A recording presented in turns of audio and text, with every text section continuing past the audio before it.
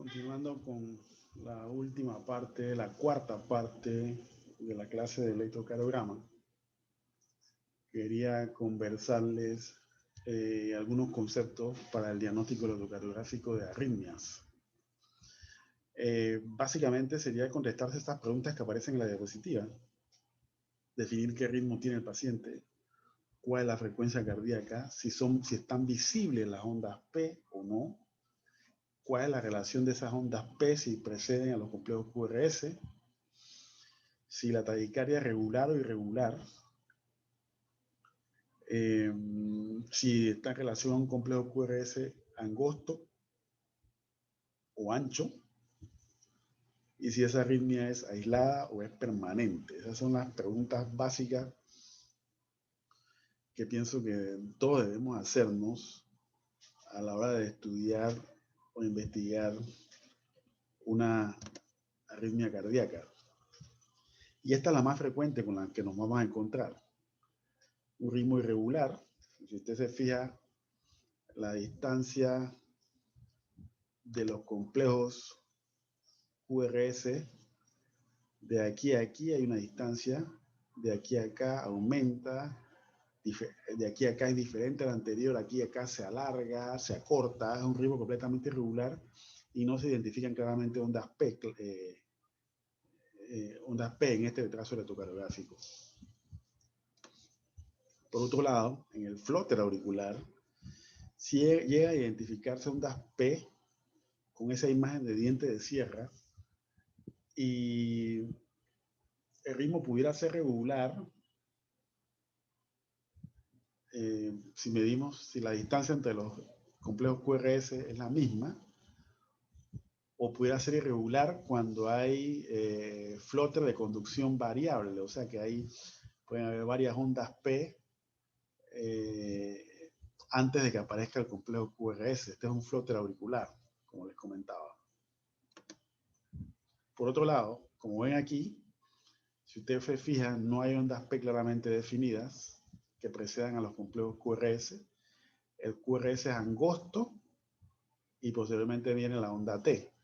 El ritmo es regular, la distancia de los complejos QRS es la misma, pero ante la ausencia de la onda P, eso nos está diciendo que el ritmo no se genera en el nodo sinusal, sino que sería ya un ritmo nodal que se genera a nivel del nodo auriculoventricular. En cuanto a los ritmos ventriculares, hay varios tipos, como ustedes ven en la diapositiva. Por ejemplo, el ritmo idioventricular o taquicardia ventricular lenta es el que puede verse si aquí tenemos complejos de activación normal y súbitamente se ensancha el QRS, desaparece la P. Este es un ritmo idioventricular o taquicardia ventricular lenta que puede verse en el contexto de un paciente que tiene un evento isquémico agudo y ha sido reperfundido. Es una de las condiciones en las cuales puede verse ese ritmo idioventricular o de taquicardia ventricular lenta. Parece una contradicción. Cuando dicen taquicardia ventricular lenta es porque miden la frecuencia cardíaca puede ser menor de 100 latidos por minuto. Lo otro a considerar, pues, aquí tenemos la taquicardia ventricular con complejo QRS ancho. Aquí está la morfología de una aleta, aleteo ventricular, y la fibrilación ventricular, en la cual no se definen complejos, ondas. Esta es gruesa, se pudiera llamar gruesa. Y la última, una fibrilación ventricular fina, que ya aparecería en el contexto de un paciente que ya está partiendo al más allá. Entonces, en la valoración de un trazo electrocardiográfico, ustedes ven aquí, por ejemplo, onda PQRS, PQRS, PQRS, ven ustedes la altura, la imagen del complejo QRS y de repente, súbitamente, ese complejo QRS cambia, se hace más alto, más abigarrado, y la onda T se invierte en sentido contrario a la dirección del complejo QRS. Esta es una extrasístole ventricular y como ustedes pueden ver aquí, hay una muesca similar a las P esta peta incrustada entre el QRS y la onda T, lo cual sugiere una activación retrógrada, o sea que el estímulo nace en el ventrículo y viaja hacia la aurícula.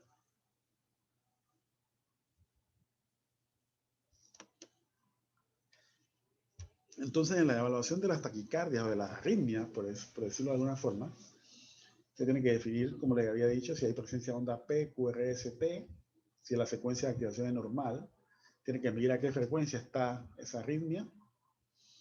Y lo otro importante que hay que ver es si el complejo QRS es angosto o ancho.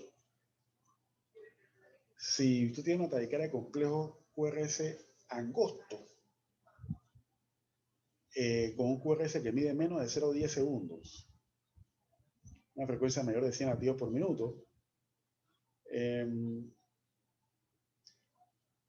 con un complejo QRS angosto estaríamos hablando de la posibilidad de diagnóstico de una taquicardia supraventricular,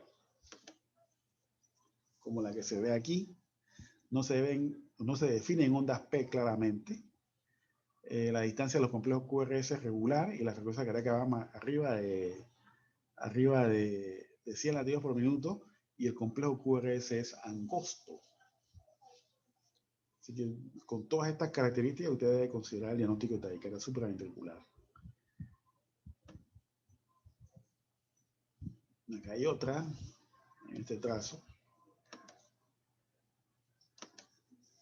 Y cuando usted diagnostica eso, usted debe pensar inmediatamente en la posibilidad de que haya vías accesorias o haces anómalos accesorios que se encargan de transmitir el impulso por otra vía distinta al sistema eléctrico normal, y por esa otra vía lo que se puede producir es que el impulso eléctrico se mantenga recirculando a todo lo largo del circuito, y entonces tenemos el fenómeno de reentrada, como les había hablado hace un rato. Esto es un algoritmo de manejo de la taquicardia de complejo QRS angosto. Hay que tomar el electrocardiograma de 12 derivaciones, y una vez que usted encuentra que hay una taquicardia de complejo QRS angosto, esas son las maniobras que usted debe hacer: maniobras vagales, administración de medicamentos como diltiazem, verapamilo, también puede administrarse adenosina. Y en los casos en los cuales no hay reversión de esa arritmia y pudiera acompañarse de inestabilidad hemodinámica, entonces estamos hablando ya de alternativas de tratamiento un poquito más sofisticadas, como la cardioversión eléctrica, para tratar de restablecer el ritmo ya si la situación se torna un poquito más delicada. Por otro lado, hablando de la taquicardia de complejo QRS ancho, nos vamos a encontrar con una taquicardia a una frecuencia mayor de 100 latidos por minuto. El QRS mide más de 0,12 segundos. Y cuando tengamos eso, por estadística, 8 de cada 10 pacientes que desarrollan una taquicardia de complejo QRS ancho son taquicardias ventriculares hasta que se demuestre lo contrario. En 8 a 10 de cada paciente, de cada 10 casos. Pero hay algunos datitos que le pueden ayudar a usted a diagnosticar esa taquicardia ventricular. Pero antes quiero comentarles algo. Esa taquicardia ventricular puede sugerir que hay una enfermedad coronaria grave y que esta sea la primera manifestación de esa enfermedad coronaria grave, y el paciente puede presentarse con un episodio presincopal o sincopal y sugiere que hay enfermedad coronaria aguda. Y esta arritmia se origina o se genera a nivel de un foco isquémico ectópico de activación que está ubicado en los ventrículos, como les había mencionado. Entonces, para el diagnóstico de taquicardia ventricular en el electrocardiograma, algunos datos importantes: la frecuencia cardíaca va a estar fluctuando entre 100 a 250 latidos por minuto, el ritmo es regular, la distancia entre los complejos QRS es la misma, y otro dato importante: el eje de activación ventricular va a estar desviado a la izquierda. Mientras más desviado a la izquierda esté, más posibilidad hay de que la taquicardia que tenemos enfrente sea la taquicardia ventricular. Y si cae en el cuadrante de la tierra de nadie, como les había dicho en el primer bloque de la clase, o el eje desviado hiperizquierdo, hiperderecho. Entonces, con alta especificidad, podemos estar hablando de que ese paciente tiene una taquicardia ventricular. Por otro lado, el complejo QRS, mientras más ancho sea, mientras mayor, mida más de 0,12, es más posible que estemos enfrentando una taquicardia ventricular. Y si la relación auriculoventricular se ha perdido, encontrando episodios en los cuales hay disociación auriculoventricular, este es otro criterio para el diagnóstico de taquicardia ventricular, al igual que si encontramos latidos de fusión o de captura ventricular. Todos estos son hallazgos que van a apoyar al diagnóstico de taquicardia ventricular en estos pacientes. ¿Y qué causas pueden provocar esto? Taquicardia ventricular de una sola morfología. La causa más frecuente es la isquémica. Hay otras causas más, pero la más frecuente es la isquémica. Y como les decía, mientras más desviado a la izquierda esté el eje, más especificidad hay para el diagnóstico de taquicardia ventricular. Y también hay unos hallazgos, si cae en el cuadrante de la tierra de nadie, como les decía, más específico es para el diagnóstico de taquicardia ventricular. También hay unos hallazgos morfológicos, como les había mencionado, los latidos de captura, en el cual este latido de captura tiene un origen distinto del origen de la taquicardia ventricular a nivel supraventricular. En consecuencia, como se origina arriba de los ventrículos, el complejo QRS puede ser de igual duración al complejo QRS cuando no existe la taquicardia ventricular. El latido de fusión es un latido en el cual el complejo QRS tiene morfología de ambos, del QRS que se genera desde supraventricular y el complejo QRS que se genera en el ventrículo. Es como una suma de ambas activaciones, tanto supraventricular como ventricular. Y hay algunas morfologías en los trazos electrocardiográficos que nos pueden ayudar a definir la posibilidad de que sea una taquicardia ventricular, como por ejemplo esta. A nivel de V1 tenemos una R muy pequeñita con una S muy profunda, con una muesca abigarrada en la S. Esa es una morfología que sugeriría eso.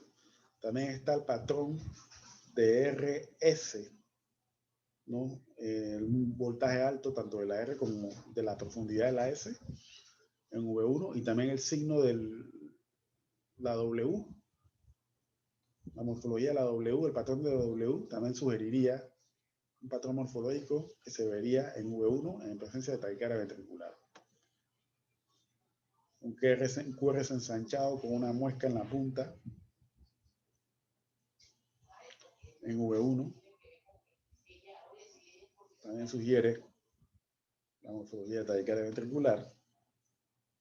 Y aquí está resumido el algoritmo para el diagnóstico.